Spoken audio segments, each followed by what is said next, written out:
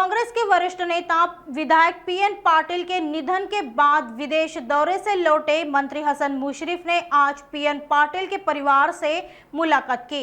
PN Patil ने 23 मई की सुबह एक निजी अस्पताल में इलाज के दौरान अपनी अंतिम सांस ली थी। इस दौरान मीडिया से बात करते हुए मुशर्रफ ने पाटिल के बारे में अपनी भावनाएं व्यक्त की। जवळजवळ 84-85 पासून जिल्ह्याच्या राजकारणात आणि समाजकारणात ते नेहमी अग्रेसर असायचे आणि काँग्रेस पक्षाचे ते एक सच्चे कार्यकर्ते होते।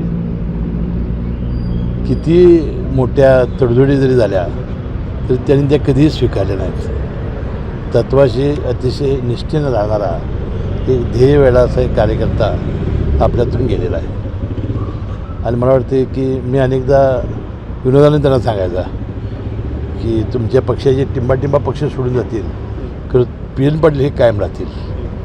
आणि सातत्यानं राजीव गांधींची जयंतीच्या निमित्ताने दौड काढायचं असेल किंवा काँग्रेस पक्षाचं एक सच्चा पाईक की अशा या काळामध्ये सुद्धा राहणारा एक ध्येय वेळा कार्यकर्ता आज आपल्यातून गेलेला आहे। वास्तविक आता 30-40 वर्ष आम्ही दोघंही एकत्रित बँकेत संचालक झालो। अनेक जिल्ह्याच्या निवडणुकामध्ये मग लोकसभा असतील, विधानसभा असतील, जिल्हा परिषदा, जिल्हा बँक, बाजार समिती सगळ्या गोकुळ वगैरे कधी आम्ही एकत्र राहिलो, कधी विरोधी राहिलो, पण आम्ही दोघांच्यात कधी आमचं अंतर आलं नाही। आणि शेवटी अशा एका नेत्याचं दुर्दैवी जाणं फार वाईट आहे। ह्याची जिल्ह्याची फार मोठी पोकळी निर्माण होईल आणि ही न भरून निघणार आहे। नागपुर समय, गली से दिल्ली तक।